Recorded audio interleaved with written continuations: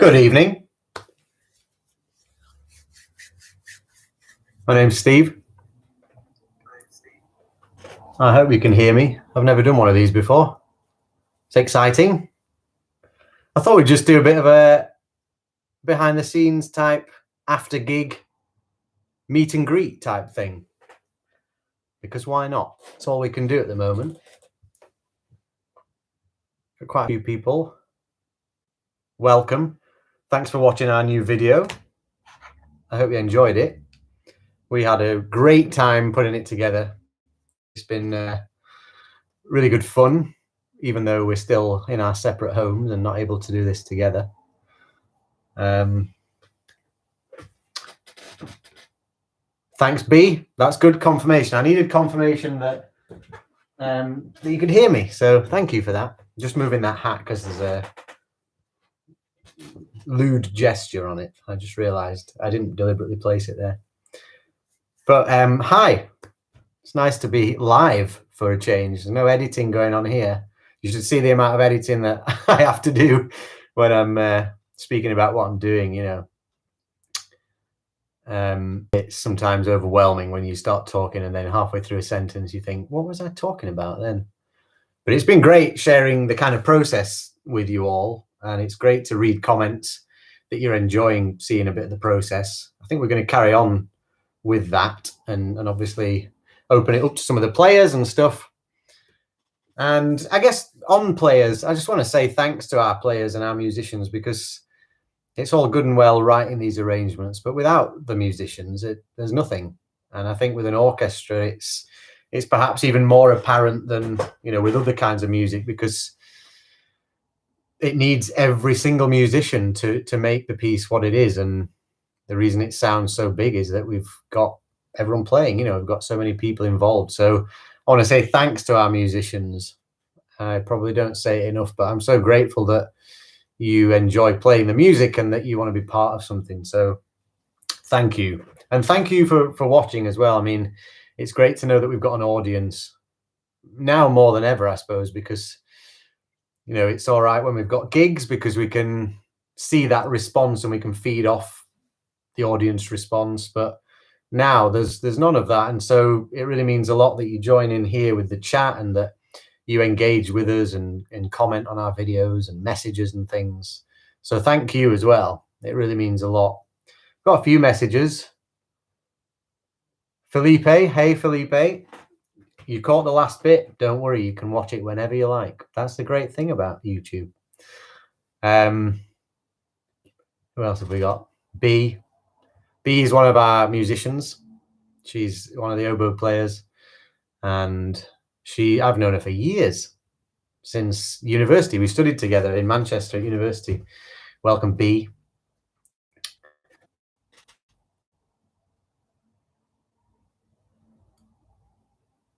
I'm trying to work out, this is really bad, but I'm trying to remember some of my education back in school. I'm going to go for it. Joao says, great work. What do you guys actually use to record the individual instruments? I'm forgetting you can all see this chat, can't you? It's a live chat, so I don't need to be so awkward with it. What do we use to record the individual instruments? It's a mixture, really. Some of us have a setup, microphones. I spoke a little bit about my drum setup the other day on one of the diary videos. I've just got a couple of condenser microphones. I've never really invested in a proper drum setup.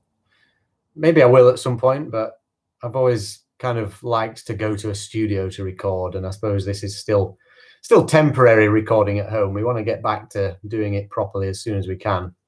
But some of the musicians have a proper setup. Some of them just use their phones, and they'll just set up their phone in front of them to record video and audio. And once it's all blended together, it sounds great. I've been chatting to a few people over the last few months about mixing techniques and how to make an orchestra sound great, especially when it's recorded separately, you know, like we're doing at the moment. In fact, there was a guy who's just worked on a film score, and he's like the engineer for that. And he said they went through this whole process of posting out microphones to the musicians and explaining how to, you know, where in the room to sit, where the walls are so that reflection isn't weird and stuff like that. And I don't know, the whole industry and the whole world, of course, has had to adapt and change. So I guess everyone's figuring out their own system. It's I don't think it's so important about equipment. I think if you've got a phone, that's good enough. I've done quite a few education projects over the last year or so, and again, the kind of main subject, I suppose, has been what gear shall we use, what equipment, and I don't think it matters really. I think if you can capture it with something, you should do it. I think that it shouldn't be a barrier between you and being creative. But it's interesting though. I mean, ultimately, it'd be great to have a set of microphones that we could post out to our musicians, but so expensive, you know. And maybe one day.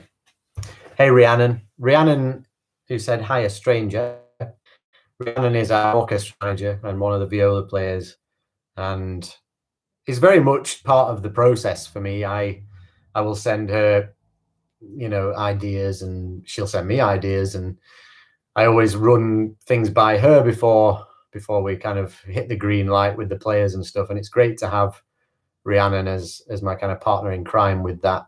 She's got a great honesty with me, which I really appreciate, and I think we've got a good dynamic, good relationship, and we keep each other going when perhaps the other is not feeling it. I mean, I wasn't feeling it at the start of the year. I said in one of the diary videos, just feeling really not down. I was feeling kind of positive in myself, but musically, I just thought, I didn't know what the year will, you know, what is it going to bring? And obviously everyone's in the same boat, but I just felt kind of like, I don't know where my creativity sits in the world now and how it will moving forward. And luckily, listening to this music that we've arranged, Kaytranada, was kind of the catalyst for me.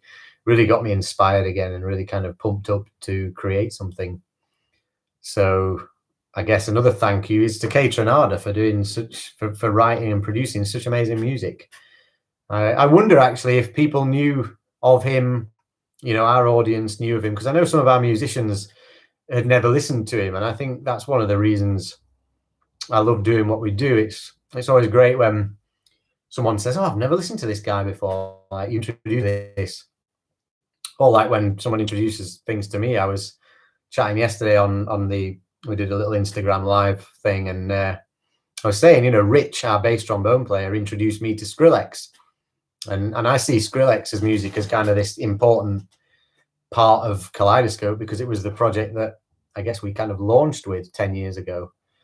So it's great sharing music, and you know, that's the value of music, or one of the values is that it's a social thing. It's kind of a social structure. It's part of our culture and part of our.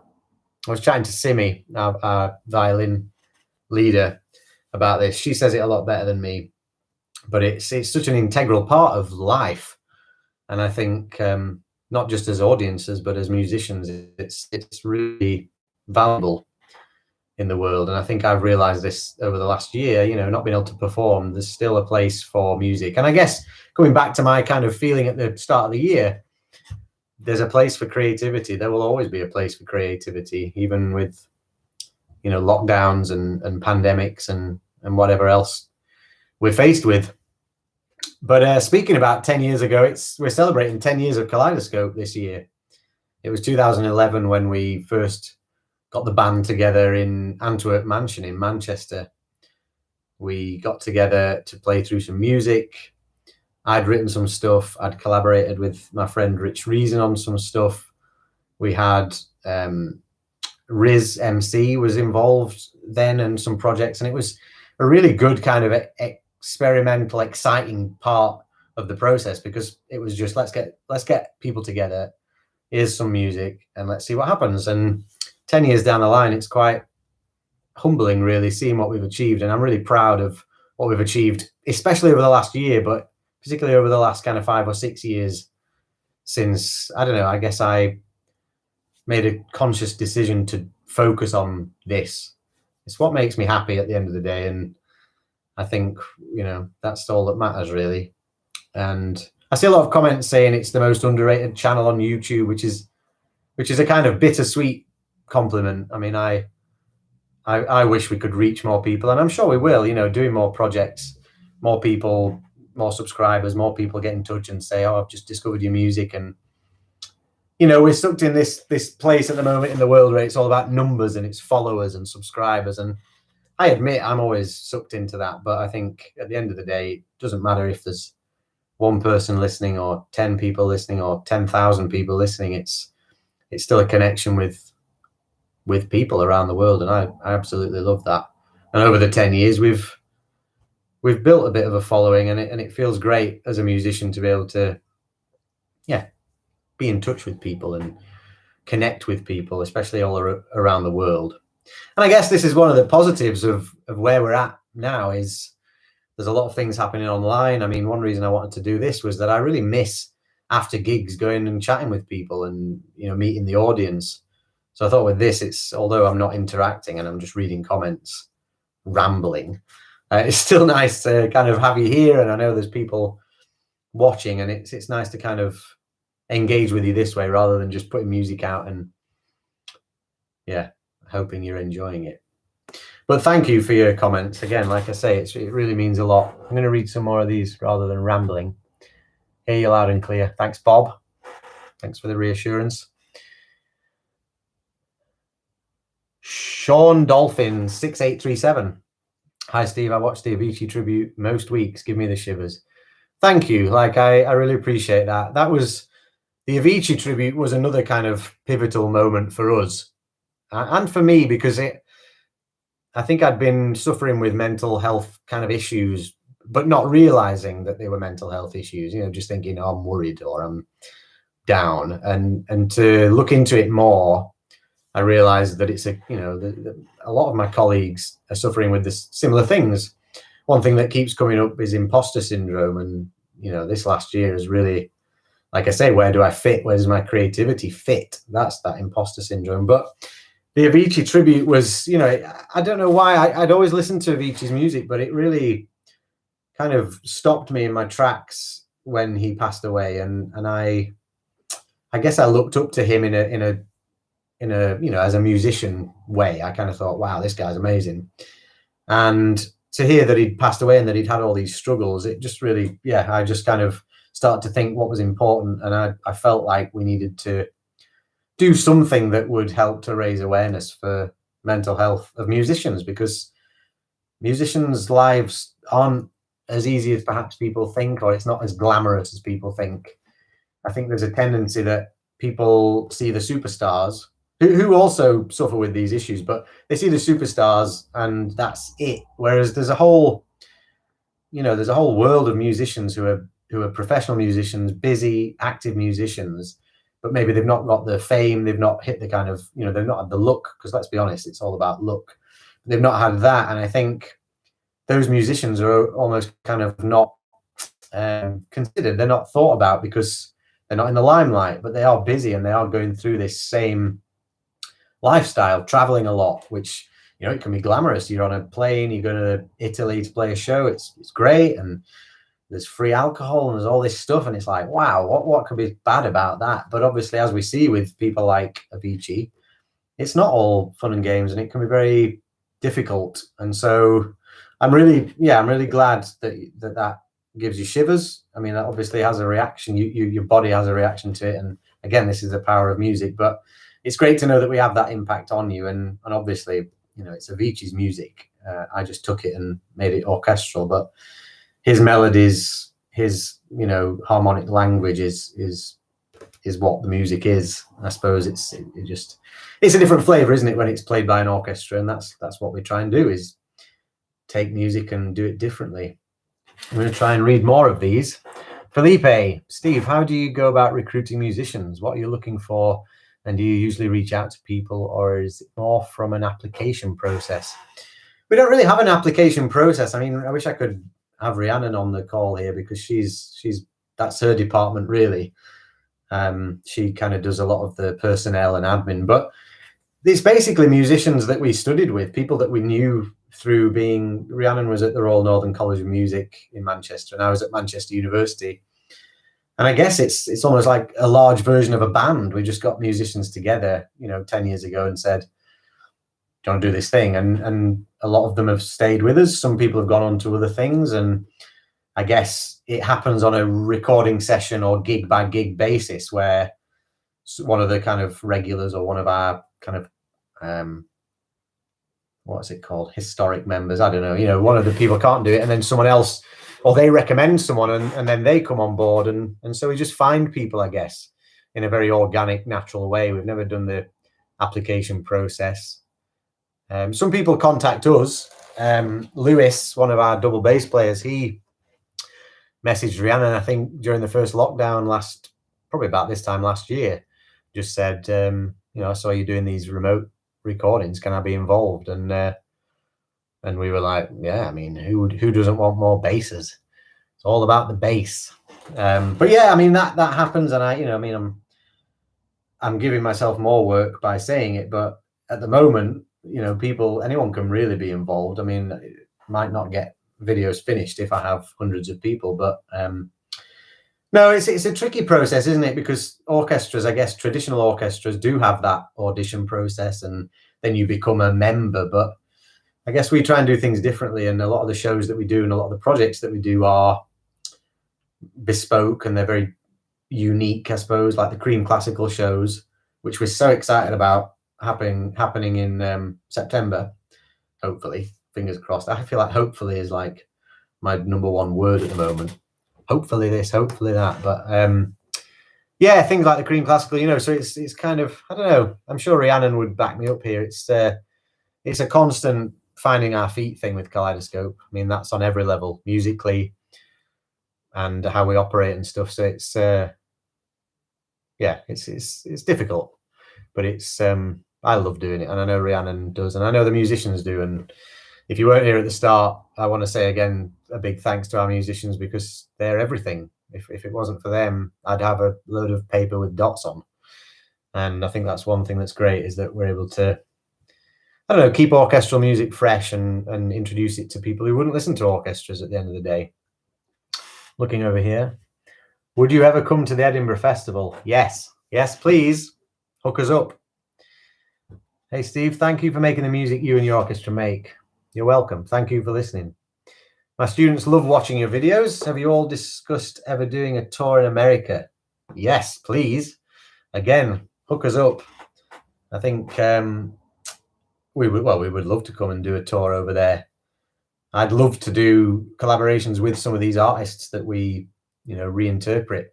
I think Skrillex with an orchestra, you see some of his live shows that are epic, production and everything. Imagine an orchestra in front with him. That's what I think is lacking.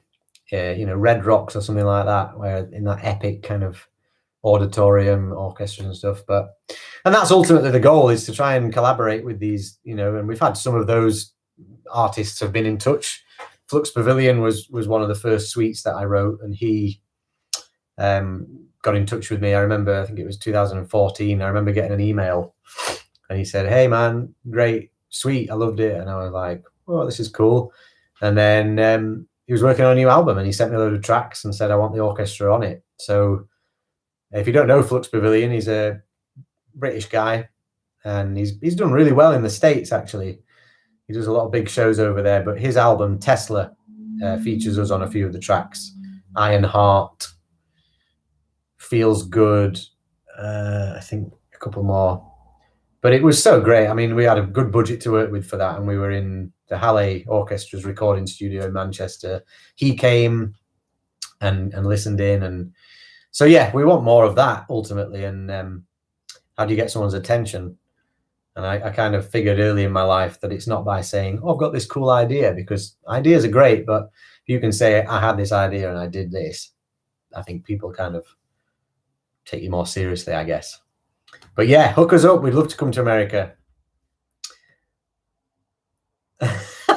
Thank you for the reply. Don't worry about the pronunciation. Oh, thank you. You're very kind. From Portugal. Great.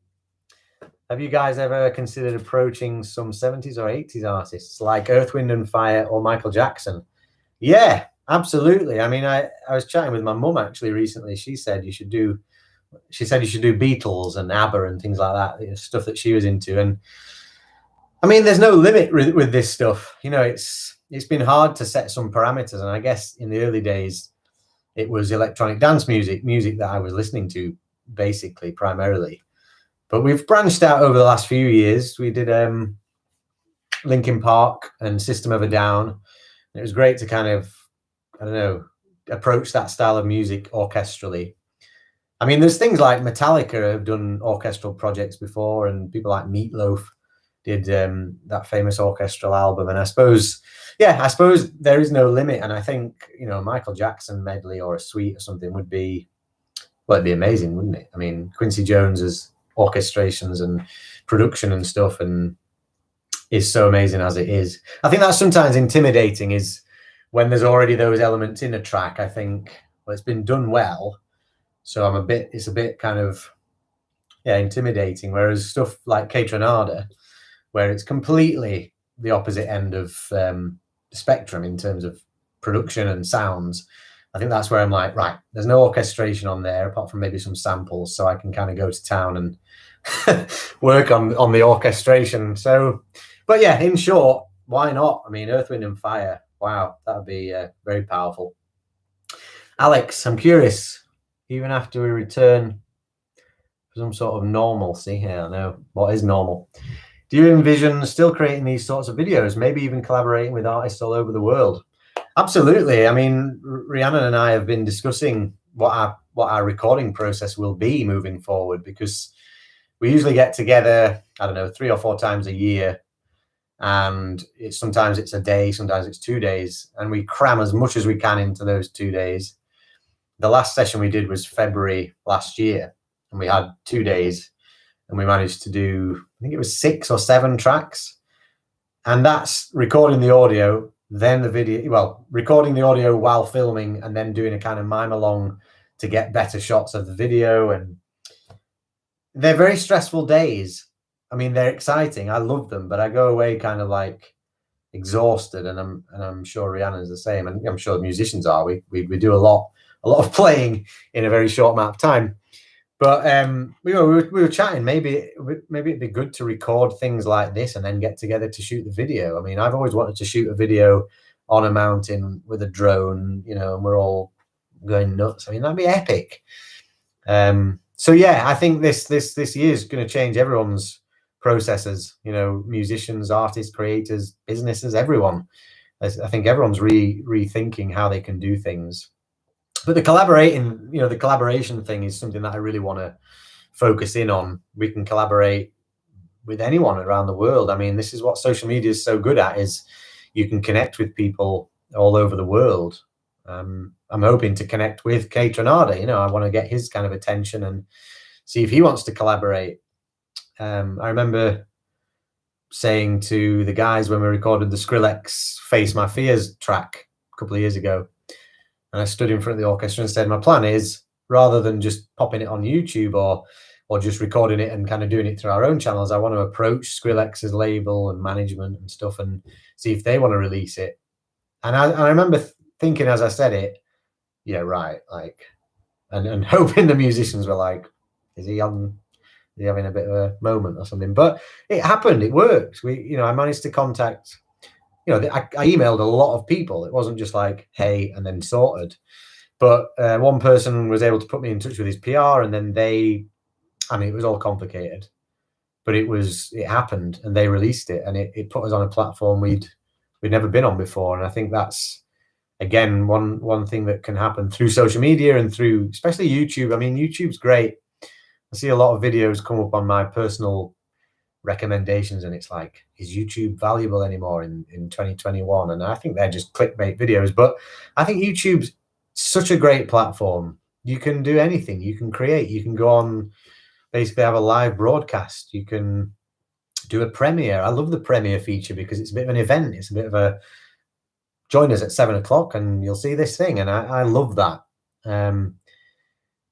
It's kind of replacing television in a way, but then I don't know. I love being able to do television things as well, like the Winter Watch thing that we did at the start of the year with the BBC. Anyway, I'm rambling. But thank you for all these questions. This is great. I love having this interaction. I wish we were in person and having a beer post gig, so to speak. But I shall carry on reading some of these comments. Darren. Hi, Steve. The Avicii collection was awesome. Listen to it at least 3 times a day, if not more. Oh, thank you so much. That's great. Again, I'm so happy that one had impact with people. I think it makes people think, as well as it being, you know, an interesting piece. I'm really proud of that one. And it's great when people say things like that. So thank you. Christopher, which instrument would you advise a 7-year-old to learn if he wants to be in your orchestra? My son loves your music, especially Inspector Norse. Oh, brilliant. Inspector Norse, that's a great tune.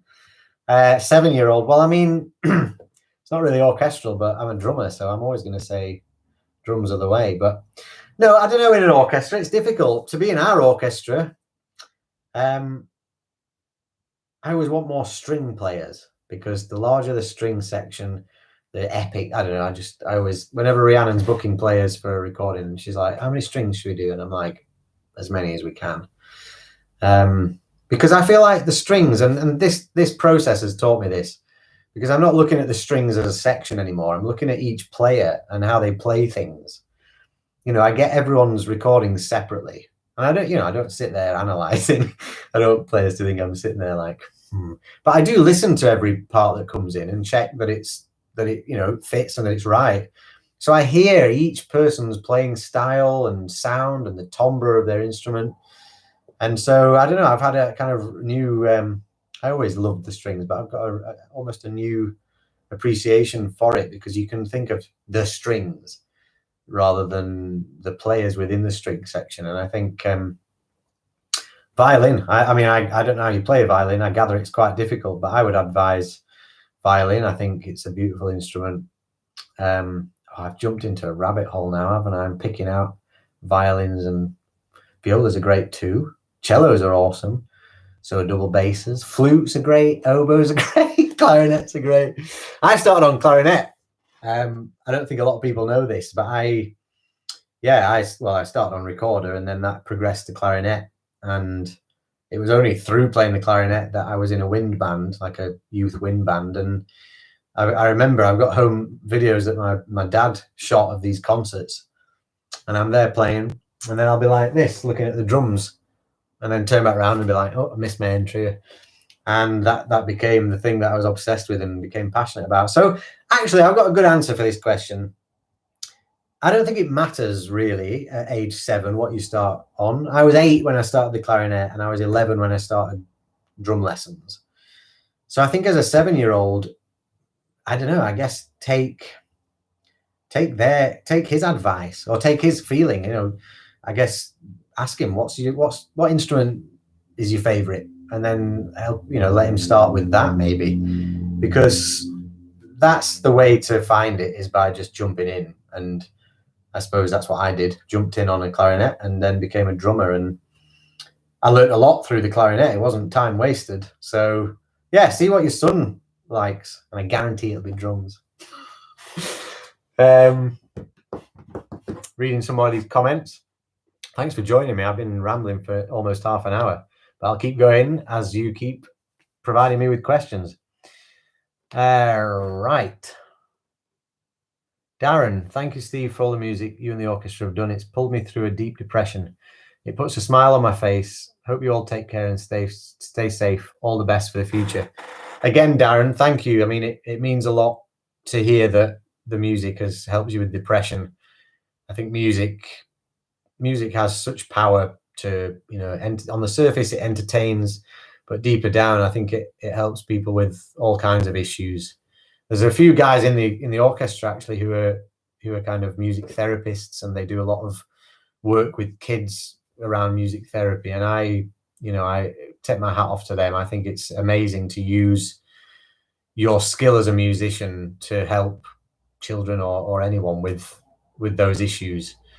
So yeah, we'll keep creating for things like that, to know that we're helping you with depression. And I hope you're getting through it. I've experienced it myself. I lost my dad a few years ago, and didn't really hit me till a couple of years later, but it's a very difficult place. And I know I used to think it was just like, what have I done? Have I brought this on? But it's a medical condition. And actually, I've been reading a book. It was in here. It's called, Rhiannon actually recommended it, or maybe she posted it on her socials. It's called Reasons to Stay Alive. And the author talks about his, experience with depression. I'm really finding it useful because, I don't think depression goes away. It keeps coming up for me every now and again, and you don't know what brings it on. And I think that's the scary part of it. But to know that music can help you through it, I think is a great thing. And it certainly helps me through it. Even when I'm not creating music, I'm always listening to it. I've just started buying loads of vinyls, which is expensive. But I've started to sit down and listen to music, and it's almost like a meditation rather than just having Spotify on in the background or something like that. I put a record on now and sit there and listen and enjoy, and I feel that I come out the other side kind of almost refreshed by the music. So I'm really happy to read that, and I hope all's well, Darren. Horan, I think, thanks for all the fun releases over the years. I would love to see you perform live sometime, somewhere, whenever it can happen. Absolutely. Well, we're hoping, one thing we were planning before the pandemic was a tour. We had a couple of dates in. This is our own stuff, a bit like the live stream. I don't know if you saw our live stream in October, but that was the first kind of live show we've done, well, certainly recently, of our own medleys. We've got a lot of these shows with Cream, which are brilliant shows, and we love working with those guys. But we were planning this tour of our own stuff, performing these medleys, performing the suites and these covers. So hopefully we'll be able to do that and travel around. I don't know where you are in the world, but hopefully we can come to you, or you can come to us, and it'd be great to meet you and have a beer backstage or something like that. Hey, Mark. Mark Harrison is one of our trumpet players. If you could add any instruments at all to create a new soundscape with your arrangements, what would you like to write for or include? Good question. I've been thinking about this because we've got our kind of lockdown orchestra lineup now, and I'd never want to go any smaller than that. But again, a bit like with covering new artists, where do you draw the line, or where do you, I don't know. Might have to come back to you on that, Mark.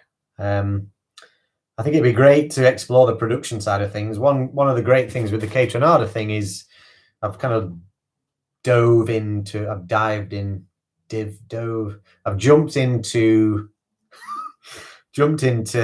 production a bit more, because Kaytranada's tunes are all about the production. And so me and Sam, the bass player, the electric bass Moog player, Sam Vickery, we spent quite a while the other day just chatting about how to produce it. And so I've done a little bit of side chaining between the drums and the sub bass and things like that.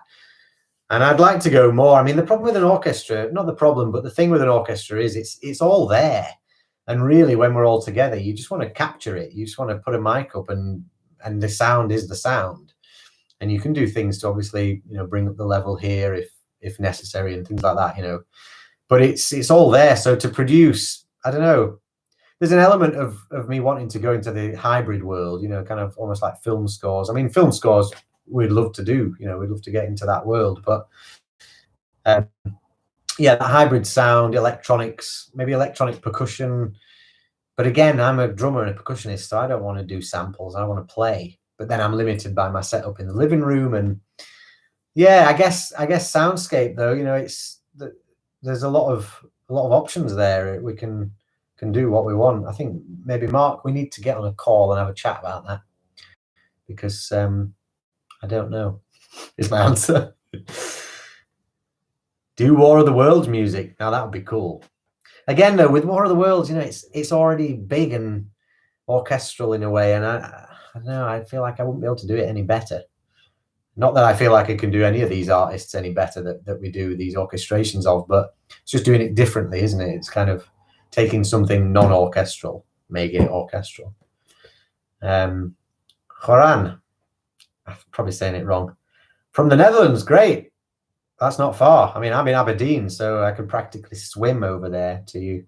Maybe not swim, actually. I've got a very good friends in the Netherlands. And we actually played a show. It was technically in Germany. We played at Impact festival in 2019. We played with a guy called Sefer. Brilliant experience. It was this hard dance kind of gabba world that I'd listened to a bit, but I'd never kind of orchestrated stuff. And we worked on this whole set with Sefer, and we flew to the Netherlands, I think, but then drove to Germany to do the show. But it was a Dutch company, Impact. I think they're called Q Dance. But we'd love to come over there. Again, hook us up. If you've got any contacts, we would love to come over there. And I don't want to say it, but with the current Brexit problems that we've got, who knows whether we'll be able to travel over there. But I've got a show in Italy with another band in September, so I guess we'll find out what happens there. But we would love to come over there. And if you can travel over here and see us, then that'd be great as well.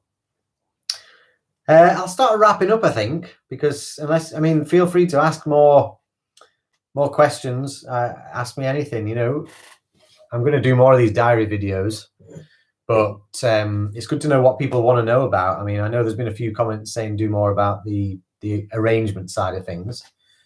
We've got a few videos on our channel from the last, maybe a couple of years ago, actually,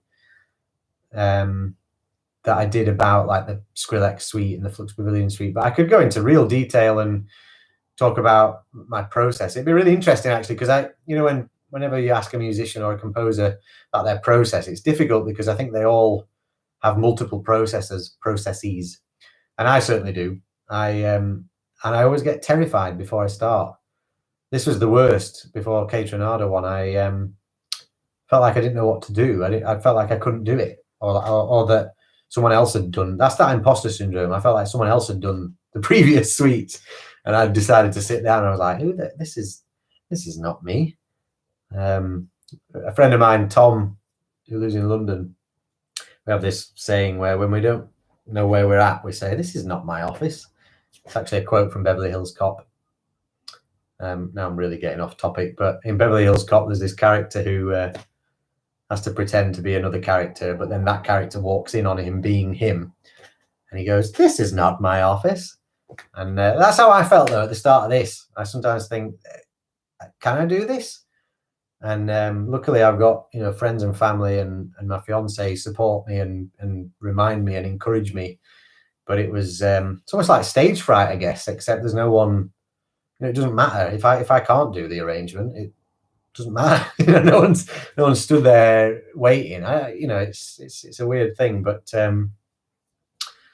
yeah, I guess I can't remember how I got onto that. But anyway, there's a few more questions.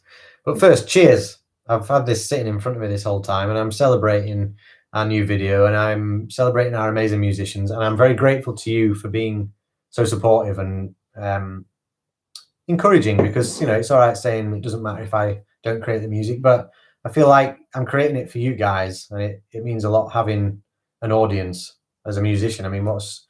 I enjoy doing music, but what's the kind of point if no one else is there to I vibe off or I bounce off the audience? And that's obviously one thing that I'm desperate to get back to is seeing an audience react, and then that brings me up another notch, but cheers, and thank you. Right, Mark, I've not heard of some of the artists we've covered. I've loved them all. Great. Do you have any hidden gems of artist bands that you think people should check out that you've discovered over the years? Yes. Kaytranada was one of them. My friend Rich Reason introduced me to Kaytranada. We used to write tunes together, and I remember one time he just said, "Check this out."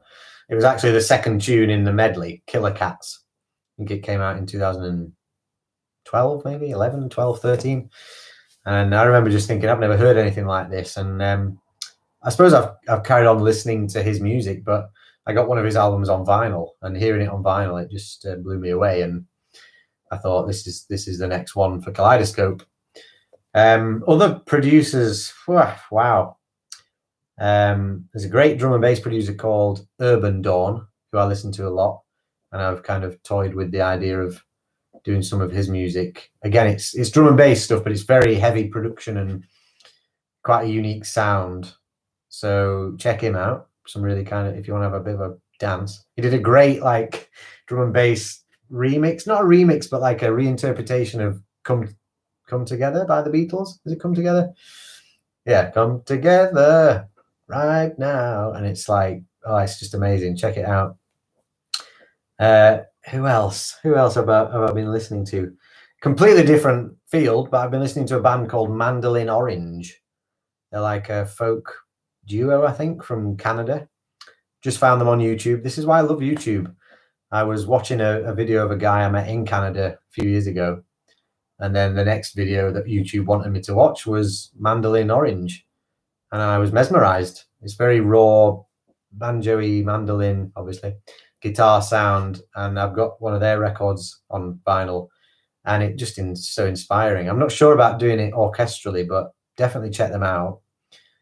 I rediscovered, well, not rediscovered, but I was listening to a producer called Burial, who, again, I think I discovered in about 2010, 2011. Very unique, amazing production. I think his album's called Untrue, the first one that I listened to. He'd be a good one to do. Very interesting.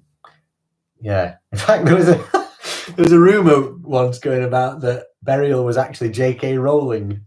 Like, she was producing this dirty bass music or whatever, but I don't think it was true. I think there were a few of those, weren't there? Like J.K. Rowling was actually Banksy and stuff like that. But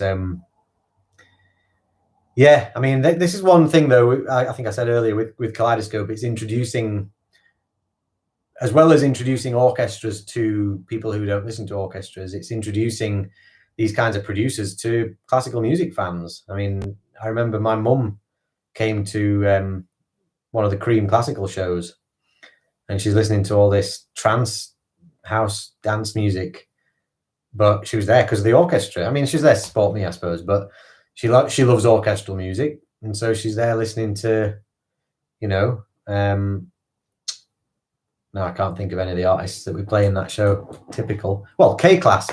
She's there listening to K-Class. I mean, she wasn't out in the 90s or, you know, in that kind of world, and now she's listening to it. And Skrillex, you know, my mum knows who Skrillex is, which is crazy, but awesome. I mean, I love it. I just love that there's all these kinds of cross genre. I mean, we always say our mission is to bridge the gap, and I think I've said before, but it was literally me being on these orchestration classes at Manchester University, and then at these underground bass music nights, notably Hit and Run. Again, my mate Rich Reason still runs these Hit and Run nights, and I was there in these two worlds, talking to these guys about the orchestras, talking to these guys about the production and all this stuff, and it was like, wow, these worlds are so far apart.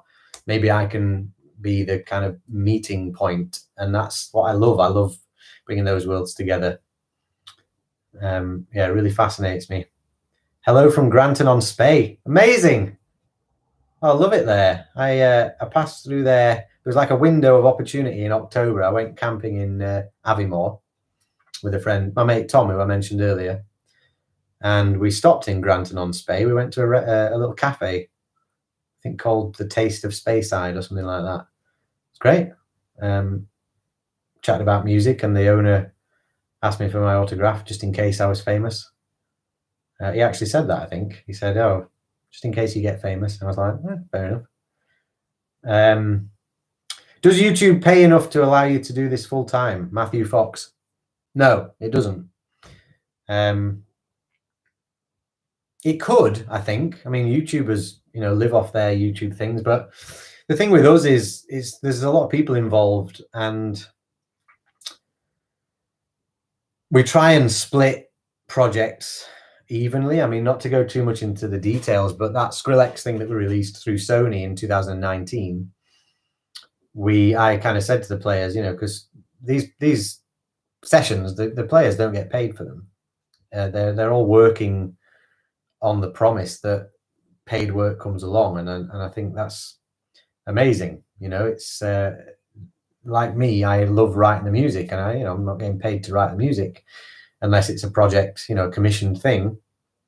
And so with that Skrillex thing, we've got a kind of agreement in place where as royalties come in, we will kind of equally distribute them to the players so that there's some sort of income.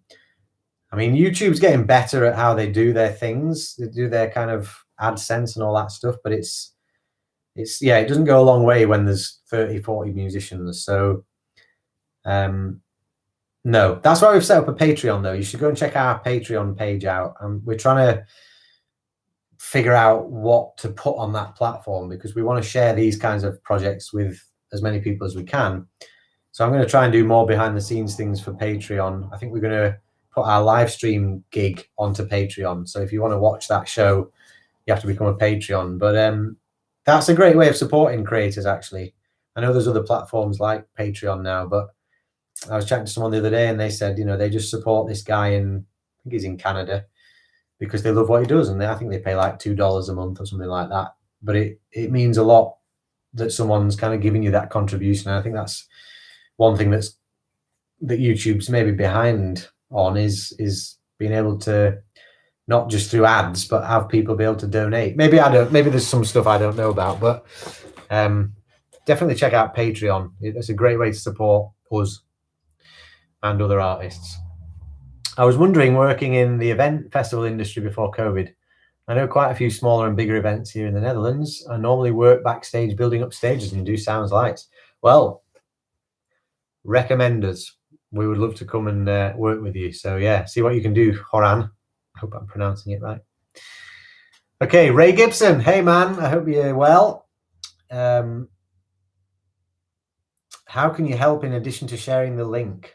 Tell everyone you know about Kaleidoscope Orchestra and share us on all the platforms, Facebook, Instagram, Twitter, YouTube. I mean, there was a time when I was like, which platform should we use for this? But now we just do them all. And I think anything you can do, tell your family, friends, word of mouth is always powerful. I think now some people ignore social media a bit. It's all the more powerful now to just tell someone about us. So yeah, any way you can, head to our Bandcamp page. You can buy a t-shirt or a hat or a jumper or a face mask, one of these face masks. And we've got some of our music there as well. But being here, Ray, thank you for being here. That's great support as it is. I said I was wrapping up, but there's more questions, so I'm going to carry on chatting.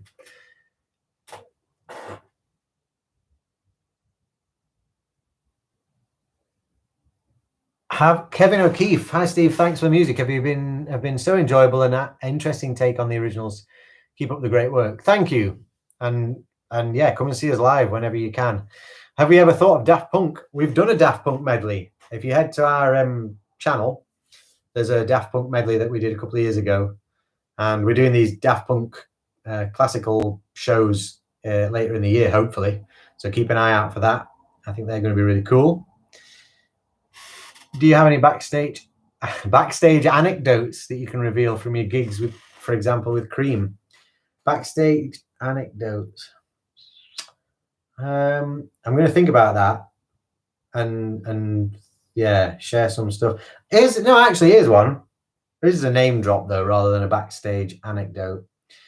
My plan tonight is to go and watch this new Amazon movie, The Sound of Metal, with Riz Ahmed. And name drop is Riz did some stuff with us in the early days. We did a gig with him at an Umbro event, and we also recorded a track with him in Antwerp Mansion back in 2011 or 12. He's a great, amazing actor, and has become rightly so recognized for his amazing acting over the last kind of 5 years or so. But he's also an amazing rapper. He's a great MC, and a lot of his songs are very poignant. So how I can link it to your backstage anecdote is there was a show that I was doing, not with Kaleidoscope, but with a band I'm playing called Riot Jazz. And he came in to the backstage area with Rich Reason, a friend of ours. And it was just after he'd done, I think he'd just done the Rogue One Star Wars film, and an HBO series called The Night Of. And he walked in, and a friend of mine didn't know him before. He hadn't met him when we'd done these sessions, and he was just blown away. He was like, "Why is Riz Ahmed here?" And so I was like, big old, like, well, running for ages. But but like he came and just supported our show, and that was really cool. It was really good to kind of see Riz, and he had this success and stuff, but he's still Riz, and he's incredible. So yeah, I'm really excited about watching this new film. Not only to see him, but also it's about a musician who starts to lose his hearing, I believe. And I think as a drummer, that's perhaps going to be quite hard hitting. I'll have a think about some more anecdotes from the Cream shows. I mean, nothing really gossipy's happened at those ones. People left the stage because they needed a pee before. I mean, that's not something to be proud of. Luke, great job, guys. Thank you. Since discovering your channel recently through your Pendulum suite, amazing, in brackets, I've got totally obsessed listening and watching your arrangements. Keep up the good work. Thanks, man. I really appreciate it. Pendulum one is one of my favorites as well. I feel like that was a turning point for us. We recorded those 2017, I think, that one and the Etherwood suite. And I remember the session just being really exciting, really kind of, everyone was just like, there's a buzz in the room. But it's really great to read that. I mean, all these, people who say that they love listening and watching, it's great, but it's what keeps us going. How hard is it to set up a live set like earlier in the year? I presume you mean the live stream. Difficult. It was very, very nerve-wracking for me because we were in that kind of gray area of, are we allowed to do this? And we were allowed to do it, and we did it very safely, but it's a lot of people in the room, and it was a big warehouse, but it's still a lot of people to manage and to make sure that we had like an entrance. we kind of had groups of 6 people, and we had an entrance for each 6-person group. And it was just difficult making sure that people knew where to go, which one-way system to follow and stuff. But in terms of, I presume you mean in terms of the actual setup, it was difficult. I mean, miking up an orchestra is difficult even in a studio. You've got the issues of brass being picked up in string mics, not to pick on the brass, but they are louder instruments. And so if you've got a trumpet playing fortissimo, really loud, and they're blasting right at the strings who've got microphones, then it's going to be picked up. But I think we did well with that because we had clip-ons on all the string instruments. So you imagine the violin here, you have something clipped, a microphone clipped on the instrument. So there's a lot less chance of it picking up a lot of the room noise, and drums as well. Drums, once I'm smashing away, it's going to be picked up on every microphone. So it had its technical challenges, but the guys there at Better Than Live did a great job. They had great cameras to cover the whole orchestra, and I mean, it was just, we'd had 6 months of lockdown and stuff, so it was just great to get together and create together. So those challenges kind of fall by the wayside when you look at what we did. I think I watched that video. I don't think, oh, what a nightmare. I just think amazing day. What a great experience. Do the individual musicians ever contribute to the final version by submitting to you modified or improvised versions of their individual sections, or does everyone follow the score? That's a great question. I'm always open to them not necessarily improvising, but playing things in a better way, because my understanding of orchestration is from years of studying, but I did orchestration at university. So I have the education, and I've got a book that I always consult about orchestration, but you don't know how to play the instrument. And so, I'm always doing what I think will work well, but the musician will always know better. And I think that's one thing as an arranger you have to be prepared for, is that the musicians will know how to play their instrument because they've spent hours playing it. Literally hours, thousands, millions of hours, maybe not millions. But so yeah, I'm always open to, especially in a session, I always say, when we're all together, I always say, if there's anything you think could be better, or if there's a better way of playing it, or if you want to stick it up the octave or whatever, then tell me, or go for it. Actually, speaking of putting things up the octave, Mark Harrison, our trumpet player, he sent me a great video recording this Kaytranada medley. He said, I was just thinking about putting that last 3 notes up the octave. And I was like, yes. So if you listen to the end of the Kaytranada thing, you can hear a really high trumpet at the end, and that's Mark's, that's Mark's idea. And I love that. I just love that. He's just said, do you want me to play this up the octave? Yes, Mark, always. But it's the same with everyone. And I mean, one thing that I've thought about is maybe doing some of these diary videos where it shows me on a Zoom call with some of the musicians, and maybe we can do like a workshop, like a live thing where it's asking people what their ideas are. I think music is all about collaboration. One of the things I love about Hans Zimmer is he's all about collaboration. I mean, I know he gets a bit of stick from people saying, oh, he's not written the music, he's got a team of people, but I think that's what it's all about. It's about the band. The band creates the music. And as I said at the start of this Q&A, without the musicians, it's just dots on a page. I can write as much music as I want, but without the musicians and the performers, there's nothing. And so their contribution means everything. I think when we do the live shows, there's more scope for improvisation, having sections where it's, 8 bars, 16 bars, and it's like, right, you take a bit more of a jazz vibe, I guess, where it's like you take a solo there, you do that, and you kind of open up the arrangement. But for these, I guess, crucially, we have to be on the same page. There has to be a framework. So there's not really the room for any kind of changes in the arrangement, but there's certainly, it's always welcome people coming with ideas and their own kind of take on things. I really will wrap up now. Cheers again. This has been great. I've really enjoyed it, even though you're not actually here, but it's great having your comments. Hey Lewis, awesome video, sound amazing.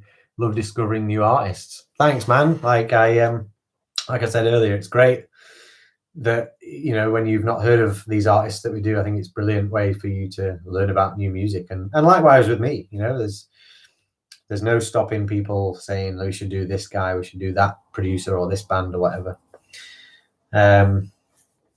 Mark says he's loving all the behind the scenes stuff. Great. Oh, I'm glad. It's really cool to see more of the process and inside your mind. Yeah, I think it's something we'll continue and expand to have musicians do some of the diaries as well. I think it's fascinating seeing what goes on in people's minds and what goes on behind the scenes. I've always thought about doing an outtakes thing, but not like a cheesy, here's what went wrong, but just showing what goes into it, because you see a video like that and think, great, 11-minute video, well done, aren't these people genii? And they are. I mean, these musicians are amazing, but there's a lot of practice needs to go in, a lot of hours of practice earlier in life. That means that they're now in a position where they can play this music and it sounds so good. So again, cheers to the musicians. You guys are amazing. And thank you.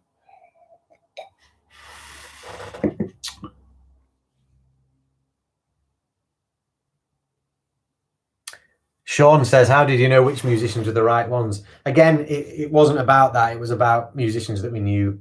It's about friends getting together and creating together. And I think that's one thing that's really important, is that we're a community. And I really hope the musicians feel like they're part of that community.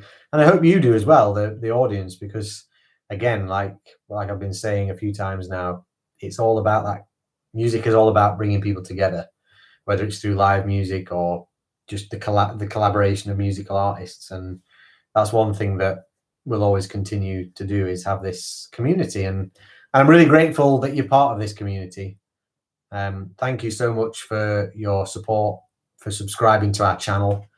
Although the metrics aren't everything, they do mean a lot, and it means that YouTube will share our content to more people. So make sure you like our videos and comment and subscribe to our channel and click that bell thing that tells you when we've got a new video coming, and we'll just keep creating. And yeah, check out our Bandcamp page for any merch. If you want a t-shirt, we've got a new batch actually on the way soon, hopefully. Hats and t-shirts, jumpers, things like that. So yeah, you can support us that way. Patreon as well. Head to our Patreon page. There's going to be exclusive content for Patreon. So if you want to be part of that and see that, then that's the only way you'll be able to. But yeah, thanks again, and thanks for joining me here, and thanks for watching the Kaytranada video. Let's try and get his attention, and I'd love for him to see it. I think it'd be great for a producer like him to see what an orchestra does with his music. So thank you again. I'm going to finish there. I hope you're staying safe, and I hope you're as excited as I am that things are starting to kind of open up again. I know in England they can go to the pub, which is great. I think we're a bit behind in Scotland, but we just found out that Friday we can socialize outside 6 people from up to 6 households, which was a bit of a shock to everyone. So I'm really excited about getting out a bit more and seeing more people, and ultimately seeing my my brothers and sisters in Kaleidoscope Orchestra, because I miss them a lot. And although I get to see their faces through doing these videos, it's just not the same. So yeah, let's all stay positive, stay safe, enjoy the rest of your night, and I'll speak to you soon. Take care.